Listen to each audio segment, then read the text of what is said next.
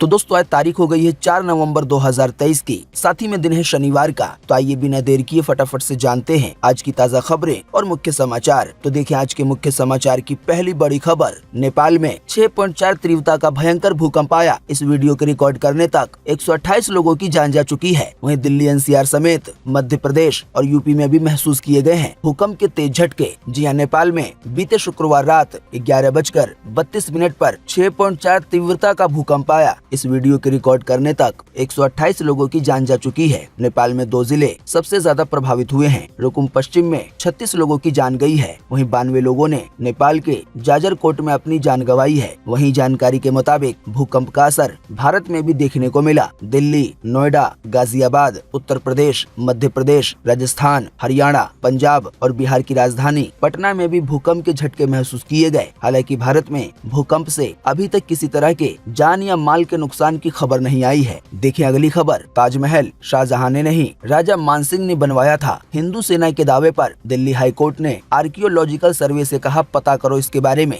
जी हां, आगरा का ताजमहल शाहजहां ने नहीं बल्कि हिंदू राजा मान सिंह ने बनवाया था। हिंदू सेना ने ये दावा करते हुए दिल्ली हाई कोर्ट में अभी हाल ही में अर्जी लगाई थी। इस याचिका में हिंदू सेना ने मांग की थी कि इतिहास को सही किया जाए। तो अब इसी पर दिल्ली हाई कोर्ट के चीफ जस्टिस सतीश चंद्र शर्मा और जस्टिस तुषार राव गेडला ने आर्कियोलॉजिकल सर्वे ऑफ इंडिया से यानी कि एसआई से कहा है कि वो इस याचिका पर विचार करें और सही जानकारी का पता लगाएं। कुल मिलाकर कहें तो आगरा के ताजमहल को लेकर ये बड़ी खबर आई है, जिसको लेकर ये दावा किया जा रहा है कि ताजमहल को शाहजहां ने नहीं बल्कि एक हिंदू राजा मान सिंह ने बनवाया था। अब इसको चेक किया जाएगा। देखिए अगली खबर। विवाद के बाद सामने आए एल्विश यादव, बोले सभी आरोप बेबुनियाद हैं। इन आरोपों में 1% की भी सच्चाई नहीं है। जी हाँ, दिल्ली से सटे गुरुग्राम के रहने वाले बिग बॉस OTT 2 के विनर एल्विश यादव पर मामला दर्ज होने के बाद उनकी मुश्किल बढ़ गई है। जहां एक तरफ नोएडा पुलिस ने जहरीले सांपों की तस्करी और रेव पार्टी के मामले में केस दर्ज कर एल्विश के 5 दोस्तों को गिरफ्तार किया है, वहीं अब एल्विश की तलाश की जा रही है। विवाद में फंसने के बाद एल्विश ने भी अपने सोशल मीडिया हैंडल पर इस वीडियो को जारी कर सफाई दी है। उन्होंने यूपी सरकार से गुहार लगाई है कि वो निर्दोष हैं, वो पुलिस के साथ पूरा सहयोग करने के लिए तैयार हैं।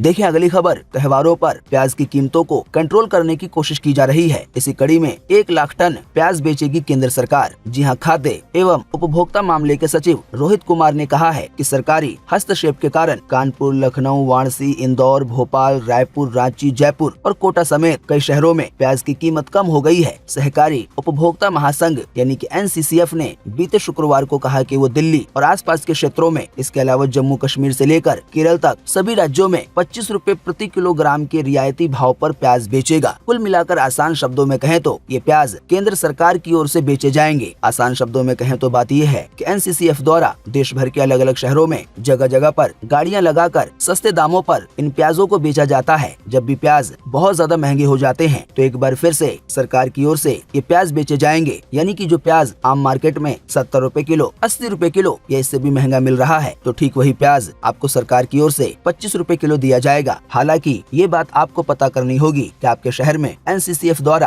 कहां पर प्याज बेचा जा रहा है, क्योंकि इस खबर में ये जानकारी नहीं दी गई है। देखें अगली खबर। गिरफ्तारी के बाद मुश्किल में आई उर्फी जावेद, मुंबई पुलिस ने दर्ज किया है केस। आइए बताएं पूरी जानकारी। जी हां, उर्फी जावेद वैसे तो अक्सर अपने कपड़ों को लेकर सुर्खियों में रहती हैं, लेकिन अभी हाल ही में वो तब सुर्खियों में आई जब सोशल मीडिया पर उनकी गिरफ्तारी का एक वीडियो वायरल हो गया। बताया गया है कि उर्फी जावेद सुबह कॉफी का आनंद लेने के लिए घर से निकली हुई थी। तभी कथित तौर पर पुलिस अधिकारियों के एक समूह ने, एक ग्रुप ने उनको गिरफ्तार कर लिया। गिरफ्तार करने का एक वीडियो भी सामने आया। इसी वीडियो में एक महिला पुलिस उर्फी को उनके साथ पुलिस थाने जाने के लिए कहती है। जब उर्फी उनसे पूछती है कि उन्हें गिरफ्तार क्यों किया जा रहा है, तो पुलिस अधिकारी कहती हैं कि इतने छोटे छोटे कपड़े पहन के कौन घूमता है। फिर उनका हाथ पकड़कर गाड़ी में बैठाती है और गाड़ी चली जाती है। हालांकि अब इसी पर मुंबई पुलिस ने एक आधिकारिक बयान दिया है, ऑफिशियल बयान दिया है, जिसमें ये साफ किया है कि इस वीडियो में नजर आ रहे अधिकारी असल में पुलिस वाले है ही नहीं। जी हाँ, मुंबई पुलिस ने X यानी कि ट्विटर पर जानकारी साझा करते हुए अपने बयान में लिखा है कि कोई सस्ते प्रचार के लिए कानून के साथ खिलवाड़ नहीं कर सकता। कथित तौर पर छोटे कपड़े पहनने के जुर्म में मुंबई पुलिस द्वारा एक महिला को गिरफ्तार करने का वायरल वीडियो झूठा है। वहीं बताया गया है अब अपराधियों के खिलाफ केस दर्ज कर लिया गया है। तो दोस्तों कभी कभी बिल्कुल आंखों देखा भी सच नहीं होता। देखिए अगली खबर। दिल्ली के मंत्री राजकुमार आनंद पर हवाले के जरिए पैसा चीन भेजने का लगा है आरोप। ईडी ने ये जारी किया है बयान। जी हां, प्रवर्तन निदेशालय ने बीते शुक्रवार सुबह तक दिल्ली के समाज कल्याण मंत्री राजकुमार आनंद के परिसर, इसके अलावा कई और जगहों को खंगालने के बाद अभी हाल ही में बीते शाम को एक बयान जारी किया। बयान में ये कहा गया कि राजस्व खुफिया निदेशालय यानी कि DRI ने आनंद पे हवाले के जरिए पैसों को चीन भेजने और आयात पर 7 करोड़ रुपए के सीमा शुल्क की चोरी का आरोप लगाया है। मनी लॉन्ड्रिंग से जुड़े इसी मामले में ये छापेमारी की गई थी। तो आने वाले दिनों में आम आदमी पार्टी के एक और बड़े नेता की परेशानी बढ़ सकती है। वहीं आने वाले दिनों में शराब नीति केस में दिल्ली के मुख्यमंत्री अरविंद केजरीवाल से पूछताछ होनी है। इसी केस में दिल्ली के 2 बड़े मंत्री कई समय से जेल में बंद हैं। बताया जा रहा है अब अगला नंबर दिल्ली के मुख्यमंत्री अरविंद केजरीवाल का हो सकता है। देखें अगली खबर।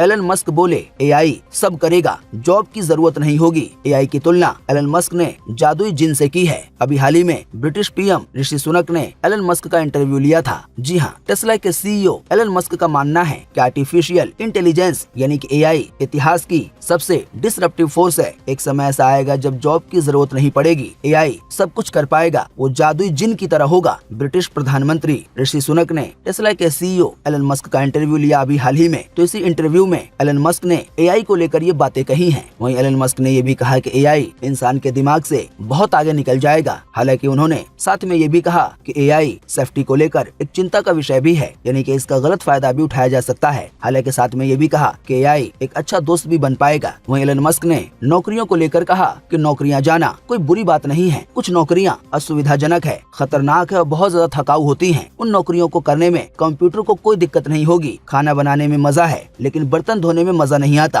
आप इस मिसाल से समझें। देखें अगली खबर। हिजबुल्लाह चीफ बोला हमास का हमला याद रखेगा इजराइल, कहा वो अमेरिका के साथ मिलकर हमें दबा नहीं सकता। अब इजरायली सेना है अलर्ट पर। जी हाँ, इजराइल हमास जंग शुरू होने के बाद लेबनान में हिजबुल्लाह लीडर हसन नसरुल्लाह ने पहली बार लोगों को संबोधित किया, एक भाषण दिया। इस दौरान उसने कहा कि अमेरिका और इजराइल जैसी ताकतें कभी हमें दबा नहीं सकती। हमास के 7 अक्टूबर के हमले ने इजराइल को दहला दिया है, वो इसे हमेशा याद रखेगा। नसरुल्लाह ने कहा कि शहीद होने वाले लड़ाकों, बच्चों, पुरुष और महिलाओं को बधाई हो। वो इस जहान को छोड़कर ऊपर वाले के पास पहुंच गए हैं और वहाँ किसी अमेरिका की सल्तनत नहीं है। गाजा में इजराइल के हाथों मरने वालों को जन्नत नसीब हुई है। वो उस जगह पर हैं जहां कोई इजरायली ऑपरेशन नहीं चला रहा है। वहीं आगे भी हिजबुल्लाह चीफ ने ऐसे ही कई बयान दिए। देखें अगली खबर। अब सिर्फ 3.5 घंटे में पहुंच सकेंगे गोरखपुर से लखनऊ। अगले महीने मिलेगी ये खुशखबरी। जी हाँ, गोरखपुर लिंक एक्सप्रेसवे के बनने से लोगों को बड़ी राहत मिलेगी। रोड पर फर्राटा भरते हुए लोग कम समय में अपनी मंजिल पे पहुंच पाएंगे। लिंक एक्सप्रेसवे का काम लगभग पूरा हो चुका है, बस कुछ समय के बाद इसे शुरू कर दिया जाएगा, जिससे लोगों को बड़ी राहत मिलेगी। तो इस वाले हाईवे के शुरू होने के बाद, या कह लें एक्सप्रेसवे के शुरू होने के बाद, अब गाड़ी के जरिए गोरखपुर से लखनऊ केवल 3 घंटे में ही पहुंच जाएंगे। देखिए अगली खबर। दोपहर 3 बजे से रात 9 बजे तक खतरे की घंटी बजती रहती है। देश में इस समय होते हैं सबसे ज्यादा रोड एक्सीडेंट। जी हाँ, देश की सड़कों पर दोपहर 3 बजे से रात 9 बजे तक ज्यादा सावधानी बरतें, क्योंकि हर दिन के 24 घंटे में यही वो समय है जब सबसे ज्यादा जानलेवा सड़क हादसे हो रहे हैं। इसमें भी शाम 6 बजे से रात 9 बजे तक का समय सबसे ज्यादा खतरनाक माना गया है। रिपोर्ट के मुताबिक केंद्रीय सड़क और परिवहन और राजमार्ग मंत्रालय द्वारा भारत में 2022 में हुई सड़क दुर्घटनाओं की जारी वार्षिक रिपोर्ट में स्टडी करने पर ये बातें सामने आई हैं, यानी कि ये बिल्कुल सच्चाई है, कोई अंदाजा नहीं है। इसी की वजह से दोपहर 3 बजे से रात 9 बजे तक जब भी गाड़ी में जाएं तो सावधानी बरतें, और खास करके शाम 6 बजे से रात 9 बजे तक का समय सबसे ज्यादा खतरनाक माना गया है। देखिए अगली खबर। शाहरुख खान के बर्थडे सेलिब्रेशन में कई फैंस का हुआ नुकसान। शाहरुख खान के घर मन्नत के बाहर जश्न मनाने पहुंचे 30 से ज्यादा फैंस के मोबाइल हो गए हैं चोरी। इसकी शिकायतें दर्ज कराई गई हैं, तभी ये जानकारी मिल पाई है। देखिए अगली खबर कि अमित शाह ने जारी किया छत्तीसगढ़ भाजपा का घोषणा पत्र। इसमें लिखा है 3100 रुपए में धान खरीदे जाएंगे। वहीं महिलाओं को 12,000 और मजदूरों को 10,000 रुपए दिए जाएंगे सरकार की ओर से। जी हाँ, छत्तीसगढ़ के रायपुर के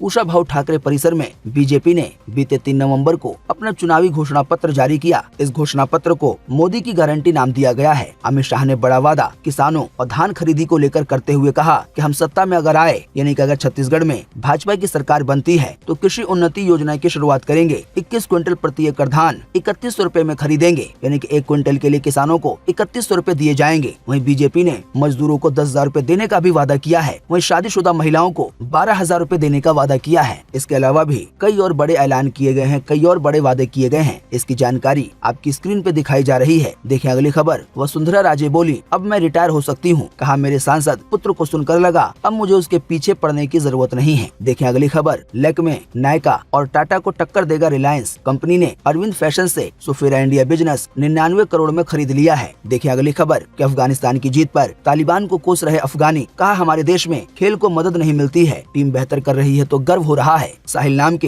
एक अफगानी नागरिक ने कहा कि हम वापस अफगानिस्तान में जाना नहीं चाहते हैं, भारत में खुश हैं, यहाँ हमें बहुत प्यार मिलता है। वहीं एक और अफगानी नागरिक मुस्तफा कहते हैं कि अफगानिस्तान में न कोई बिजनेस है, न किसी खेल की इज्जत है। पहले की सरकार में ऐसा नहीं था। अभी की स्थिति यानी कि तालिबान के दौर में हालात काफी खराब हैं। देखिए अगली खबर के हरियाणा में प्रदूषण डेंजर लेवल पे पहुंचा। गुरुग्राम में धारा 144 लगी। स्कूल बंद करने पर एक्सपर्ट से राय लेगी सरकार। दिवाली तक राहत मिलने वाली नहीं है। देखिए अगली खबर के जैगुआर लैंड रोवर के प्लेटफॉर्म पर तैयार होगी। टाटा की अविन्या ऑटो एक्सपो 2023 में दिखा था ईवी कार का कॉन्सेप्ट वर्जन, तो इसको जैगुआर लैंड रोवर के प्लेटफॉर्म पे तैयार किया जाएगा। टाटा की ये जो नई कार आने वाली है जो कि इलेक्ट्रिक होगी, इसे नाम दिया गया है अविन्या। देखिए अगली खबर के शिल्पा शेट्टी ने पति के लिए प्यार भरा पोस्ट लिखा। राज कुंद्रा को सबसे खास और बहादुर बताया। साथ ही कहा आज राज की फिल्म यूटी 69 रिलीज हुई है, जिसमें उन्होंने अपनी आप बीती दिखाने की कोशिश की है कि जब उन्हें गिरफ्तार किया गया पोर्नोग्राफी के केस में तो जेल में क्या क्या हुआ और कैसे कैसे जेल की जिंदगी होती है। देखिए अगली खबर के टाइगर 3 मूवी का नया प्रोमो हुआ रिलीज। सलमान खान और इमरान हाशमी में होगी टक्कर। 12 नवंबर को रिलीज होगी ये फिल्म। तो दोस्तों उम्मीद करते हैं कि आज की इस वीडियो से आपको काफी कुछ जानकारी मिली होगी। हम बस इसके बदले में आपसे इतना ही चाहते हैं कि आप इस वीडियो को लाइक कर दें और शेयर कर दें, क्योंकि आपका लाइक और शेयर करना ही होता है हमारी मेहनत का फल। वीडियो देखने के लिए आपका बहुत बहुत धन्यवाद। Thanks for watching.